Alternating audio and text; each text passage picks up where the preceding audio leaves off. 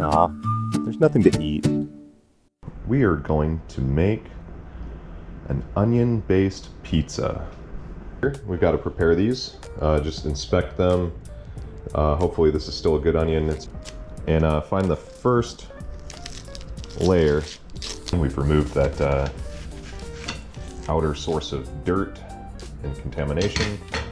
And now we've cut into our beautiful onion flesh here. Okay, so we cut away this root here. And you'll notice there's still kind of a cap holding all these pieces together. It's really important to maintain that structure. We're gonna go ahead and slice through our onions now. Now it's really important to maintain this structure as well. You'll notice onion has these grains, these striations, which you're gonna want to cut with the grain for this particular style of caramelized onions that we're about to do. Here's the important part with slicing onions. You're going to want to follow these grooves that the onion has all the way with you there. Okay, so here I've set up two options and they will be exactly the same in our performance of cooking. Here's a well-tarnished stainless steel pan.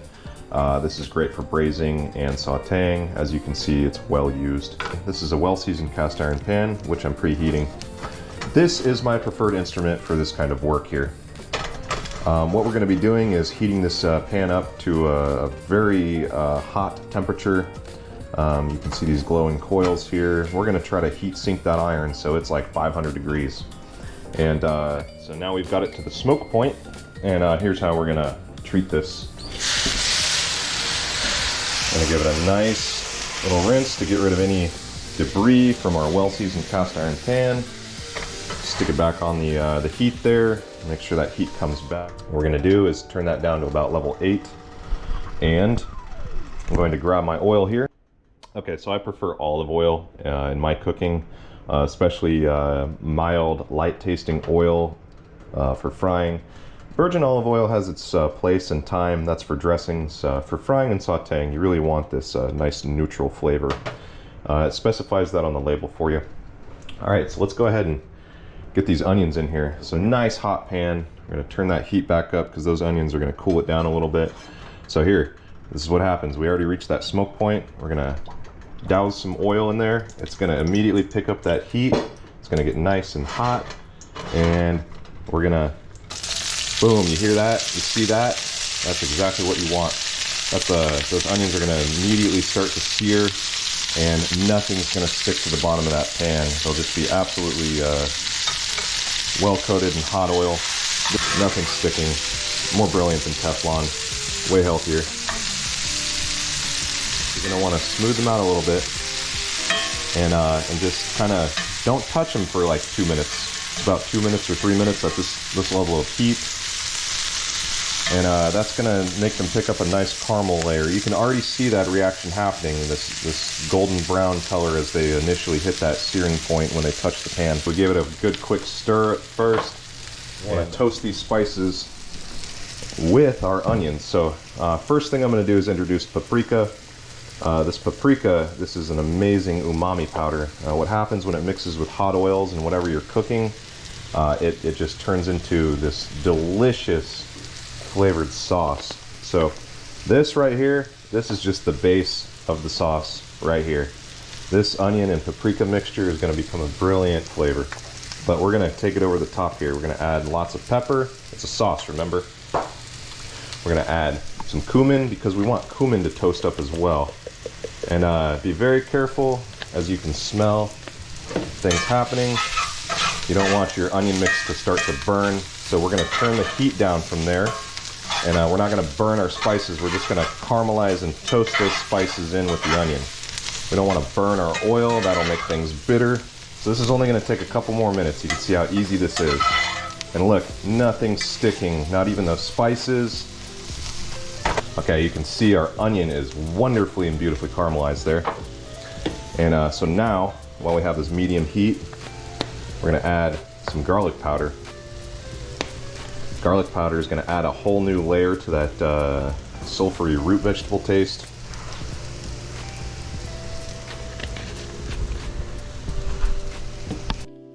Okay, lastly, before we kill the heat here, we're just going to add our Italian seasoning. About a teaspoon of each of these spices, because again, this is a sauce base, so I want it to taste nice and zesty. And then with that finalized, you notice we didn't add the salt yet. Well, here's why. The salt releases water, and we don't want this stuff to be watery when we're cooking it in the frying pan. Alright, so this is going to be also about a teaspoon of salt. And now we can kind of deglaze with the onion juicing itself. Sauteed onions. So what you're going to want to do is go ahead and put these on a bowl or a plate and let these go on top of our pizza dough later. And cleanup's a breeze. Okay, so here's where the magic really happens. We're gonna make our sauce now. Now this is a very important reaction that we're gonna make here. This is actually going to smooth out just like some sort of nacho cheese sauce in the baking process. What is this lemon onion pizza? Well, we only need about a teaspoon of lemon juice. Try not to get any seeds or pulp. If those come in, just strain those out. We've got our baking soda. Now you can either add some extra heat to this to stabilize the reaction better, or just simply add the baking soda to the lemon juice. What's going to happen is those two are going to combine sodium citrate. Sodium citrate is a key special ingredient in nacho cheese. This is actually what disallows the cheese recombining into curds and keeps it into a flowing, smooth state. We got our sodium citrate started. Now what we're going to do is we're going to prep our cream cheese here. So for this recipe, for about a large pizza, the amount of cream cheese that this is a heaping tablespoon. So 2 heaping tablespoons of cream. What we want to do with this cream cheese, add some salt. Everything needs salt. It's important to get this out of its solid state and into a more whipped state. And as you move this stuff, you can see it loosens up, and then from there I'm just going to add a small amount of cream. Now if you don't have heavy cream, that's okay. You can actually use sour cream and the flavor is still going to be really superb. Got a little bit of cream that I added loosened this up pretty nicely. We're going to keep going because what we want is a very smooth, almost flowing consistency. Keep whipping that cream, or that sour cream if you have it. Consistency is like cake frosting. And that's actually how it's going to function. Okay, so as you can see, as we continue this process, that it spreads out more. It doesn't chunk up on itself. This is what we want. Okay, so we're almost done with the with thinning out the cream cheese with our cream, or our sour cream, depending on what you want. Now we don't want to curdle our sauce here. So we're very slowly going to add our sodium citrate, very slowly. So a little bit, make sure to get that worked in. See, this comes out so amazingly smooth, it's not even funny. Disallows the cheese to recombine into curd. Thus the end result after heating is a much smoother, much better mouthfeel.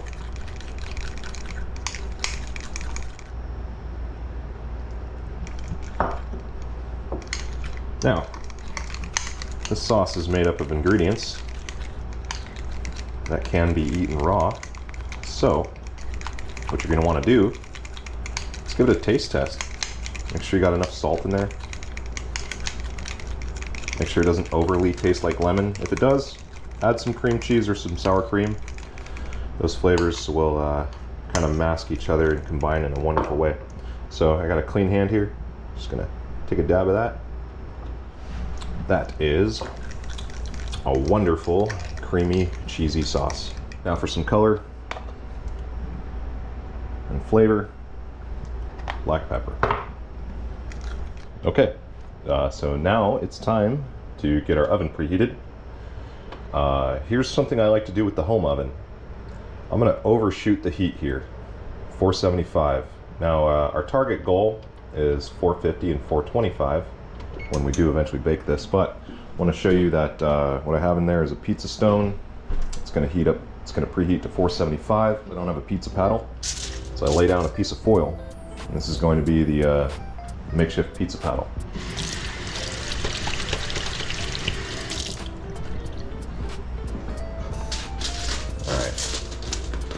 I go ahead and I wet my surface here. That gives something for my semolina flour to adhere to.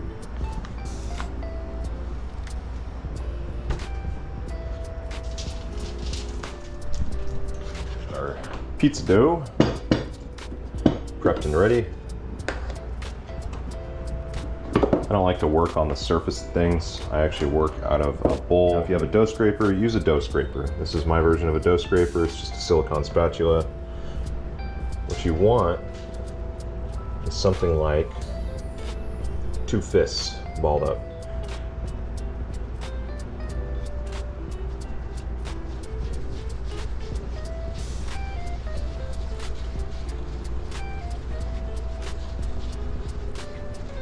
Gonna roll our dough into a nice ball. Get some dry flour dredge on it. Press out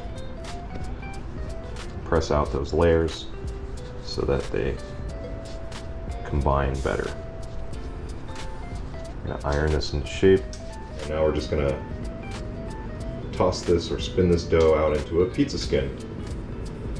Now there's a couple techniques you can do here, but once you have a nice even ball of dough pressed out, now what you'll feel is, you'll feel the weight of the dough pulling itself with gravity. And your job is to kind of keep up with that motion and swing it. This is the most simple method that you can use to toss dough. Now, the more momentum I put into that swing, the more it pulls that dough out. Here's another thing that you can do. Just drive this thing around and pull it out, let gravity do the work. Flours itself as it goes, evenly pulls, evenly stretches. So, stretching out, gets thinner, it's a little more hard to manage. This does take practice and technique, so don't give up. This is pizza making essentials. Feel it in my hands, where there's rough spots. Getting some nice powder going again. The most hands-on food you'll ever make in the kitchen. And it's so fun. I still can't believe that the end product of all these strange steps actually becomes a pizza. It's still like magic to me. I'm broadening the contact point on my hands and wrists to try to keep up with the new surface area that keeps coming out with each swing. And you continue to stretch the dough, stretch and pull while you give it a twirl. And you can see what happens is the dough nicely stretches out towards that outer crust. Put oil on the top here. Just use that for lubrication. Oil the whole crust. This is pizza dough. Nice and rustic looking. We got this nice crust edge all gathered up there. Pro move. See this outside edge? Add some salt. Okay, so now we have our pizza skin oiled and salted. A very important ingredient. Get a nice even layer of this cheese. I like to use my hands because I can feel through the layers. I'm not pressing through the dough. I have much more control over where the sauce actually fills those pockets. You don't want to work too far out to that outer crust rim. That's where stuff starts to burn. All right, next we've got our onions here. You're gonna want to string these out. This is a sauce base, by the way, and it's not like tomato sauce. However, this cream cheese sauce, it's like a everything bagel pizza. We are thinly spreading this layer of onion and our sauce nicely covered, nicely arranged. We're gonna just smooth that out a little bit, iron out those little lumps. Make sure. Why are we using onions? So here's the reality of why onions. I can't eat pizza with tomato sauce. It gives me massive heartburn, just without a doubt. That when I use onion, I get all of the awesome flavors and sort of acidity without the actual acidity. I get these umami flavors, I get the garlic, I get the oregano, the Italian seasoning. I get all that. It's wonderful, but I don't get the heartburn. Amazing. we're ready with our full 8-ounce, nice, moist, not skim, high-fat mozzarella. This is really important for cheese stretch, but if all you have is some shredded cheese or whatever, you know, fine. But honestly, this is great stuff. This is missing in today's pizza. They have all these weird mixes that they use, and it's just no good. So what I do is I arrange the outer curve to fit the curve of the pizza. This gives like some of the best distribution pattern when it finally melts. I take my largest chunks and just go around the outside there, like a fun little puzzle. What this pizza would be really great with is a green pepper. Here's what I do with these green peppers. This outer skin here, not good for you. In fact, if you do a little research, what you'll find is the skin on a fruit doesn't contain much good stuff for us. And the way we treat our produce and the way we treat our food culture, this stuff's just full of poisons and dust and heavy metals, you know, from fertilizers, the whole industry, the whole industrial process, road soot from the way they transport these things, all that stuff. So yeah, go ahead and wash it off, but it's still in the skin. This is a protective layer. This is not really meant for us to eat. So what I do is I actually peel these. Prepped green pepper here. I've gone ahead and washed it. What we're gonna do is cut the top off. You're gonna wanna cut these little guys out. You do not want these bell pepper seeds in your food. They are not truly toxic, but they taste disgusting. We're gonna cut off the bottom here. Now, if you wanna use that for anything, you go right on ahead. So here's what we're gonna do now. We have this pepper here. We're just gonna peel it like an apple. Don't go Now, if you don't get every tag of skin, it's not the end of the world. Maintain those rings. Nope, never mind.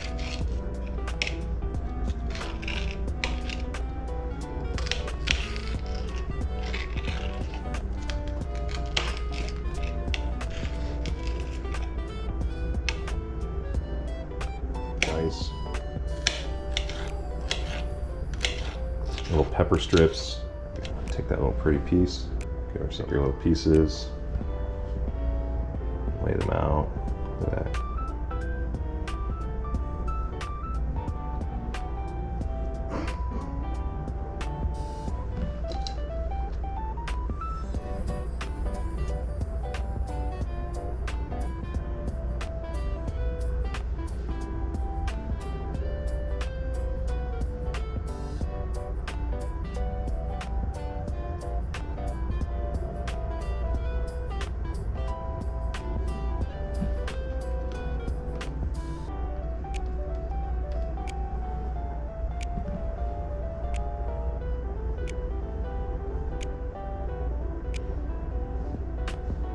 Happy little green pepper sky on our beautiful little pizza. Isn't it just wonderful? All right, let's get this bad boy into the oven. Got our oven preheated to 475 there. And what we want to do is bring it down to 450. Goes all the way to the back. That's very important by the way this type of oven works. We're going to turn this temperature down to 450. Now that temperature is going to hold for 10 minutes. All right, so it's been 10 minutes. Way done though. And to keep from burning that top, we're actually going to turn the temperature down to 425. Very important. It's been another 10 minutes. Nice caramelized top, nice red crust. All right.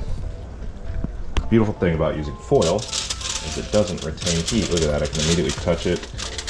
Foil is at like 500 degrees. Now, for a pizza to cool properly, really need it on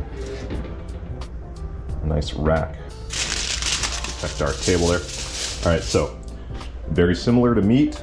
This thing was in the oven for about 20 minutes, so thusly the cooling should be about 10 minutes, about half the time that it was in the oven.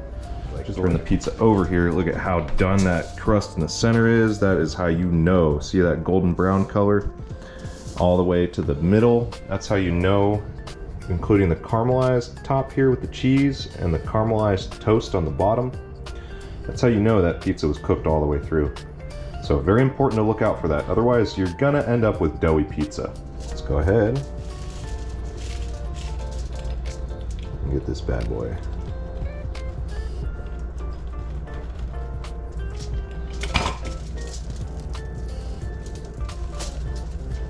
wonderful, cheesy, stretchy awesomeness. Or the delicious, beautiful caramelized pizza. Let's give this a taste. I can't believe how good this is when it comes out. I mean, just look at those slices. This will cost you $30 at a restaurant. You get a large one of these, you'll be able to share it with anybody. 2 slices, plenty of food. Now, if you added chicken or anything like that to the top of this, but here we have a simple pepper and onion pizza, heartburn free, no tomato. Just dig in. If I could, I'd share this slice with you. I hope you enjoyed cooking something from nothing. Wow, you made this?